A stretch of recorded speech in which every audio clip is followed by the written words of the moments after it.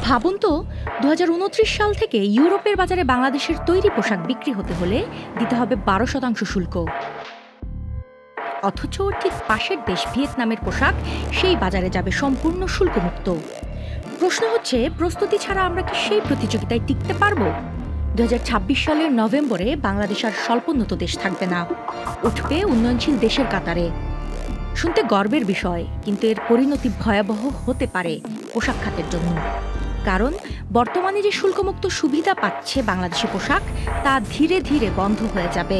বিশ্ব বাণিজ্য সংস্থা WTOর সিদ্ধান্ত অনুযায়ী ২০২৯ সাল পর্যন্তই থাকবে এই সুবিধা। এরপর শুরু হবে কঠিন বাস্তবতা। ওয়ালটন এখন দেশের সীমানা পেরিয়ে পৌঁছে গিয়েছে ৫০টিরও বেশি দেশে। ওয়ালটন, ঘরে ঘরে, বিশ্বজুড়ে। ইউরোপে ১২%, যুক্তরাজ্যে প্রায় ১১.৫, কানাডায় ১৬, জাপানে ৯, ভারতে ২০ এবং চীনে ৬.৭% পর্যন্ত শুল্ক। এদিকে প্রতিদ্বন্দ্বী ভিয়েতনাম ইতোমধ্যেই EU ও কানাডার সঙ্গে FTA করেছে, ফলে তাদের পণ্য থাকবে শুল্কমুক্ত। কিন্তু বাংলাদেশকে দিতে হবে মোটা অঙ্কের শুল্ক। Research and policy integration for ডেভেলপমেন্টের চেয়ারম্যান ডক্টর আব্দুর রাজ্জাকের মতে সময় খুবই সীমিত। আগামী ৬ থেকে ৯ মাসের মধ্যেই EU এর সঙ্গে আলোচনা শুরু না করলে সুযোগ হাতছাড়া হয়ে যাবে।